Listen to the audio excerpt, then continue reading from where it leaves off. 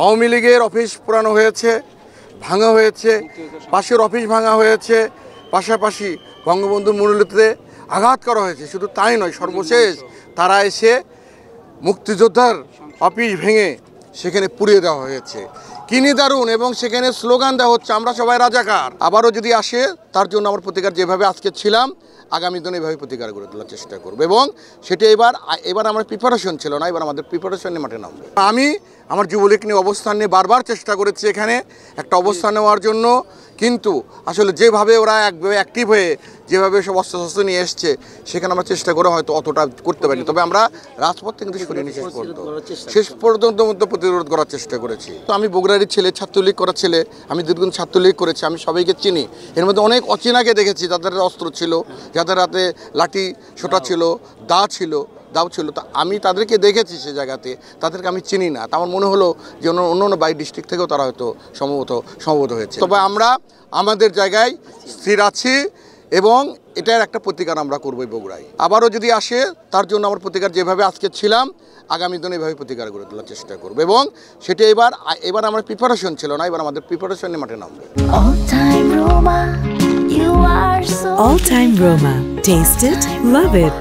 আমি প্রথম থেকেই ছিলাম, মানুষ আজকে জিম্মি হয়ে গিয়েছিল। কোটার নামে একটা মিথ্যা আন্দোলন করে কিছুক্ষণ ছাত্রদের হাতে ছিল, পরবর্তীতে কিন্তু এটা ছাত্রদের হাতে ছিল না, কোনো কিছুই ছিল না। পরবর্তীতে জামাত, বিএনপি, শিবির, ছাত্রদল, যুবদল এটাকে কিন্তু কুক্ষিগত করে নিয়েছে এবং এই যে তাণ্ডবটা চালিয়েছে, আশ্চর্য হয়ে গেছি। সেখানে কোনো প্রকার প্রোটেকশন দেওয়ার মতো নয়।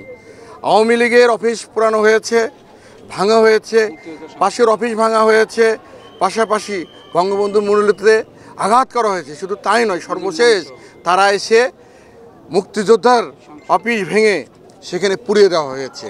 কি নিদারুণ! এবং সেখানে স্লোগান দেওয়া হচ্ছে, আমরা সবাই রাজাকার, আমরা সবাই রাজাকার ডাইরেক্ট বলছে।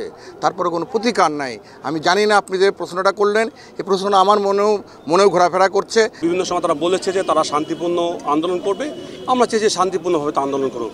কিন্তু যখন তারা দেখছি যে তারা আসলে শান্তিপূর্ণ থেকে যখন তারা সংঘাতের দিকে এগিয়ে যাচ্ছে এবং যেটা বলেছেন যে যেভাবে তারা জনগণের জানমালের ক্ষতি করছে, এই ক্ষতি যখন দেখছি যে তারা আসলে আমাদের মানুষের তো একটা সহ্য একটা লিমিট থাকে, আমরা বলি যে আমরা আসলে ধৈর্য ধারণ করে তাদেরকে আমরা নিবৃত্ত করার চেষ্টা করছি। তারা যেহেতু অনেক স্কুল কলেজের শিক্ষার্থী এসেছে, আমরা চেয়েছি যে ধৈর্য ধারণ করে যেন সহজে নিবৃত্ত করতে পারি এবং কোনো রকম কোনো ক্যাজুয়ালিটি না হয়, এটা ছিল আমাদের মূল উদ্দেশ্য।